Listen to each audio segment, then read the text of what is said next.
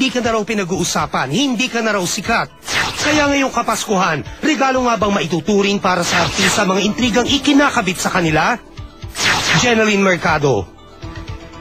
Oh my God! Ang cheap! Sino nagsabi nun? Humiga sa kalsada? Come on guys, humiga ba sa kalsada? Patrick Garcia, lulunga ba sa masamang bisyo? May mga iba pinagtatawanan namin, ganun talaga eh. Nasa showbiz kami, sa vet, hindi totoo, mga iba totoo. Jeneline Mercado, naglupasay nga ba sa kalye ng minsang makipag-away sa nobyong si Patrick? Normal naman siguro sa isang relasyon yung nag-aaway. Tahimik na tao si Pat eh, tahimik na tao. So pag kami nag-aaway, ako lang yung maingay. Off now. Hindi ko papabayaan na mangyari na malulong siya sa mga ganung bisyo. Yan, hirap kasi pag ganyan eh, parang ano yan eh, parang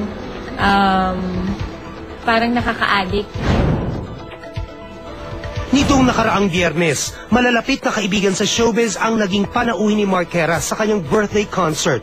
At kapansin-pansin, wala roon ang ex-girlfriend. Ngunit sinasabing kaibigan nitong si Jeneline Mercado. Ako invited. Hindi naman ako imbitado eh. Saka, diba kung may invitation, why not, diba? Nanonood ako. Eh, kaya lang wala naman eh. Baka mamaya may magalit pag nagpunta ako doon, diba? Kung maaalala, sinabi ni Mark noon na imbitado si Jen sa nasabing okasyon, subalit nagkataong may taping ito. Hindi. Nagkaroon lang din ako ng emergency noon, nung time na yun. Ayan, napasugod ako sa ospital. Kasi bigla akong yung sakit ko na palaging nag-hyperventilate. Samantala, patuloy pang binubugbog ng intriga ang relasyon ni Jen kay Patrick Garcia. Isa sa mga isyong kinakaharap nila ay ang nabalitang pagkalulong daw ni Patrick sa online casino. Online, napag-usapan nga namin yun. Sabi ko, totoo ba yan? Sabi niya, hindi daw. Well, si Pat naman kasi never yan nagsinungaling. So, pagdating sa akin, dapat sasabihin niya lahat. Walang secret, kahit yung mga personal things. Hindi naman sa pinagtatanggol ko siya, pero, di ba, parang bigyan naman natin ng chance yung tao makapagbagong buhay. Ikalawang issue, ang hindi raw pagkakasundo ng dalawa sa pagpopost si Jen sa isang men's magazine. Nagkaroon ng problema, oo, pero hindi niya pwedeng, kunyari hindi siya pumayag, hindi pwedeng gawin, yung ganon. Kumbaga,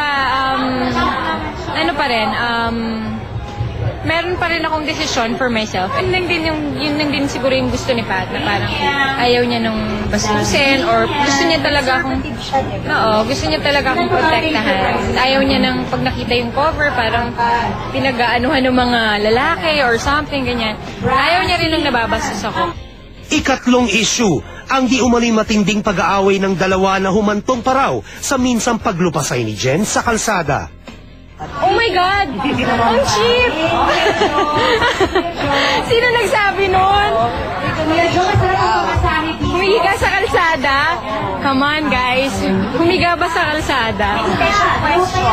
Hindi eh. Malabong gawin ko yun eh. Hindi nga ako lumalabas ng bahay. Pero sa kalsada naman nila ako nakita sa EDSA. Humiga kang gano'n. Ano kaya yun? Nakakatawa. Minsan, iniwasan ko na siguro magbasa para hindi na maapektuhan at hindi na rin patulan siguro. Kasi pag pinatulan mo, minsan mas mahaba pa. Pero kung kailangan talagang patulan, kung talagang seryoso na para mahinto na rin, kung ayaw huminto ng isang intriga, doon na lang ako masasalita. May sariling issue rin kinakaharap si Jen, gaya na lang ng pagtukoy sa kanya sa isang blind item bilang young actress na nais na raw magpa-release sa kanyang network. Sa isang artikulo mula sa Philippine Entertainment Portal, isa umanong staff ng GMA Artist Center ang nagpahayag sa kanila na inalok daw ng kumpanya ang talent nitong si Jeneline na i-renew ang kanyang kontrata na mag-expire na sa February 2008. Subalit wala pa raw konkretong desisyon ang kampo nito. Hindi pa ako pumipirma. Pinag-iisipan ko pa rin. Hindi ko pa alam eh. Jeneline Mercado, haharap sa mga intriga live ngayong hapon sa Star Talk. At narito po ang hindi naman mukhang naglupasay. Dahil ang kinis-kinis at napakaganda. Walang iba kundi si Jen. Hello po, Jen magandang Mercado. hapon po. Ang dami mong intriga. Unang-una, sabi ni Mark, invited ka. No, yung sa party, sa concert niya. Tapos nag-decline ka daw dahil may La Vendetta taping ka. Meron, Ayun, opo. alin muna sa dalawa yung totoo. Ayun. Nag-taping ka nung araw na yun o nasa ospital ka? May taping ako nun, pero hindi po ako nakapag-taping dahil nasa ospital po ako. Ayun. Tapos, pangalawa, wala po kung formal invitation talaga na. Walang nagsasabi sa akin na, uy, meron kang ganito, men. Saka, syempre, Miss LT, nakakahiyang pumunta ng parang mamaya magkaroon pa ng issue or di ba, syempre nandun din yung girlfriend ni Mark. Mamaya kung anong isipan. Para wala na rin. Para wala na rin gulo. Gulo. Nataranta tuloy na ismisigaw. Okay. Para walang gulo, hindi na lang Opo. pumunta. Ayun. Ano ang ayaw ni Patrick dun sa pagpo-post mo for a men's magazine? Kasi, hindi ba nag-post ka na rin naman nun sa Maxim? Opo. Natatakot siya kasi gusto niya pa rin na, syempre, respeto pa rin ako ng mga tao. Tapos gusto niya syempre ayaw niya nung nababastos ako, ayaw niya nung may mga makikitang parte sa katawan ko na hindi naman dapat nilalabas, yung gano'n. So, syempre, pinoprotektahan lang ako ng tao. Basta maganda yung kuha. Maganda naman po. Ayun, Wala maganda naman naman naging pala. problema. So, wala naging problema Wala. doon. Nag-renew ka na ba ng contract mo sa GMA or may nagka-second thoughts ka ba? Hindi pa po kasi kami nag-iisip ng GMA and ng RT Center. So, basically, wala pa po talaga. Pero magkasama raw kayo ni Patrick para sa Maging Aking Kalamang. Yes. Ayun. Maging aking kalamang po. Okay. Sana. Pero walang contract yon. Wala pa po. Hindi ka nag-renew. Hindi Meaning, pa po. Ayun. O sige, invite mo sila for Maging Aking Ayan, Kalamang.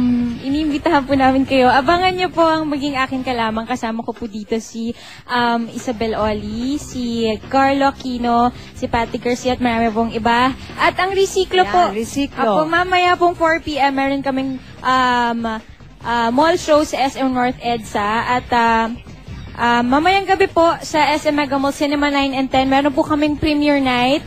7:30 p.m. po yan. Magkita-kita po tayo. Punta po kayong lahat. Buong pamilya po pwede dito sa pelikulang to.